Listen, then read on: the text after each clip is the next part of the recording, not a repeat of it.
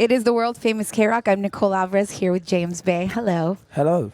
Thank you, first of all, for coming by because you're playing in a few hours and you Yes. don't have to be here. Well, we're playing in a few hours, and of course, we are a few miles from the actual festival. Are we allowed to reveal that, or have I just given away the game? No. As long as you don't All say right. the secret password at the All right. beginning. I And haven't. And we haven't done the secret handshake on camera, Yeah. which is fine. Yeah, so we're Great. good. I think we're good for now. Okay. Is this your first experience in the desert? It's my yes. Well, I went to Las Vegas once, which is deserty, you know. Yes, but that's a whole different ballgame. It is a whole different ballgame, and it's my first Coachella experience as well. Have you heard about Coachella? Is it infamous? Have you ever wanted to play it? It's. I think it's pretty infamous. It really is. And I have, you know, there's a big list of big festivals around the world, and it's been on there the whole time, and so it's a real big deal to get to actually play it. There's you know? a mystical energy, and I'm curious to see what you'll say after you get off stage. It's pretty magical. So am I, yeah. So I saw this great story with you that you were talking about how when you were 11 years old it was an important musical year for you. Definitely. And your parents had played, I think it was the Eric Clapton song Layla. It was, yeah. And you gravitated towards the guitar, but there's also a very beautiful piano part in Layla. There is. Right? The So most true. beautiful thing. So true. So I'm wondering, what was it about the guitar that drew you to it? Of all the songs in all the world, and there's a lot of great ones, at that point in time, that opening, that introduction, that sort of first statement, that riff is what I'm talking about. It blew my little 11-year-old mind.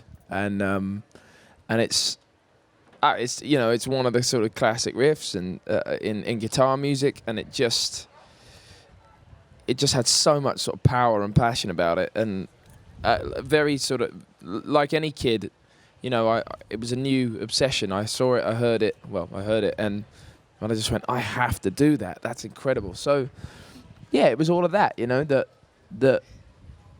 made me want to play the guitar, and you know, he sings great on that track, you know, but it wasn't even the sort of vocal that I wasn't Or the singing piano for even. or even the piano, Or even you the know, I piano. wasn't, or the drums or whatever, you know, I didn't want to do any of those things. It was the guitar sound that really, like I say, blew my mind, and I just had to learn how to do it. So tell me about your first guitar after that. Yeah, it was very different to the guitar that makes that sound. He plays a gorgeous old Fender Strat, but the first guitar I played, it was kind of upstairs in a cupboard, and it was an old nylon string classical guitar, and very difficult and huge to play. Like, you know, it's a big neck, that guitar. Were you 11? I was 11, and you know, but I stuck at it, you know, and I worked away, and eventually I worked away to the point that I'd learned enough to sort of to sort of fathom getting an electric guitar eventually, and eventually I did, and then I could really kind of put that riff into action and other riffs and just dig deeper and deeper and deeper into playing the guitar, and it carries on to this day. You know, you've never sort of finished learning to play. You can always learn to play something You can new, always which is get better, yes. why I still love it. What was the first song that you actually learned how to play in full on the guitar that you felt like, I've got this? That's a good question. I actually remember "Tears in Heaven" was one. The saddest song ever The written. saddest song of all time. Yeah. That was one that I remember learning to sort of do all the way through. Layla was there. It was one of them. That was one of them as well. And there was a lot of Rolling Stones tunes as well. Sweet Virginia was another one one of theirs that I learned to play all the way through. One of the first ones. If you ever had the opportunity to meet somebody like Eric Clapton, considering your history with the song Layla and what it did for you, is there anything you'd want to ask him or say to him? I definitely want to say thank you.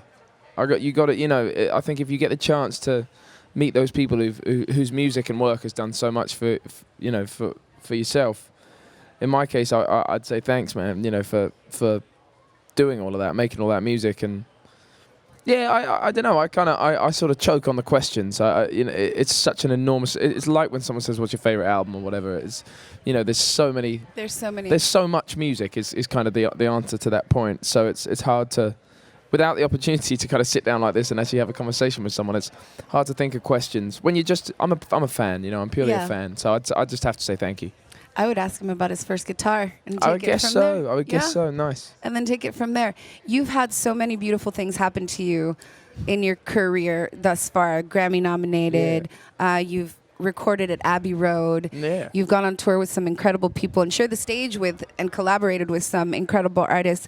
What has stuck out to you as a moment that you'll cherish forever? Well, on that note of sharing the stage, last year, at the end of last year, I played 3 shows in Brixton Academy in London, which is one of the big popular venues in London and a real milestone for any artist. And I sold out 3 nights there.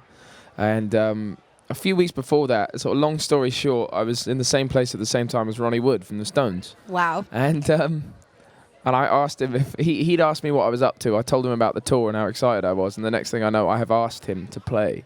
Like I said, you know, feel free to come and get up on stage. And he said, like, what? Like, play a song with you? I said, man, if you want to do it. And he did. And he came along and we played one of my favorite. It was a song that the Faces used to do, which is the band he was in before the Stones. He came up on stage, but it was cool because we started the song right at Brixton Academy, and we sort of digging into the riff, and everybody got going. And Ronnie's not on stage yet because I'd sort of tailored it to be like, we started the song off, and then I stopped the song, and I said, hang on. I said, if we're going to do this, can we do it? Can we get Ronnie? And like, no one had a clue. And I said, can we even find Ronnie Wood? And he came walking on, and the crowd lost their minds. Of course they did. It was kind of a little bit planned, but it was fun. Yeah, but I thought if we're gonna, how do I introduce Ronnie Wood if I'm gonna bring him on? That's how you do it. You did it did. What were you feeling? Were you nervous, or did you go back so to being excited. 11 years old again? Yeah, I was so excited. I guess I was a little nervous, but we were running the song earlier with Ronnie earlier in the day, and he was so cool and relaxed, and we'd worked it out so that he could just come in, and it was, it was used. We arranged it like the way he's been playing it recently. Or he'd played it most recently. So it was just so much fun, and he's such an entertainer, and it was great. Everything from how he performed on stage to like his guitar tech came in and said, just so you know, he said, I'm going to turn the amp up here, and I'm going to set it. It went to 11, like it gets really loud, right? He said, I'm going to. Sorry, it was a lady. She said, I'm going to set it at 5, okay? Whatever happens, no matter how good the sound might be on stage or in the room, whatever, he's going to turn it up to 11. So just so you know, like if it suddenly gets really loud. He came on stage, he played for a bit, he was great, then he walked over to the amp and he just cranked it all the way. And he turned it to 11. Seems to be an important number for you. Your musical life kind of changed at 11. Ronnie Wood turned it up at 11. Yeah. I like it. Well, good luck today because Coachella is really magical and you've earned that spot. 4:30, Mojave. James Bay, ladies and gentlemen. Thank you. I am Nicole Alvarez. We are live from the KROQ Coachella House in Indio.